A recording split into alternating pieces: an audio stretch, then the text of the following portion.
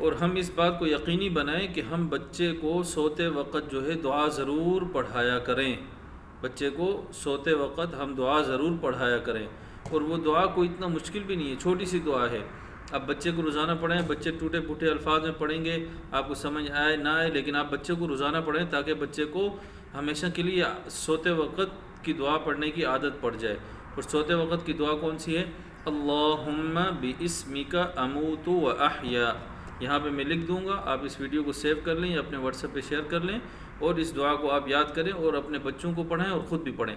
اللہم باسمک اموت و احیا، یہ دعا آپ پڑھیں گے تو انشاءاللہ سکون کی نیند آئے گی اور آپ آرام سے سو سکیں گے، اور آپ کا بچہ بھی آرام سے سو سکے گا۔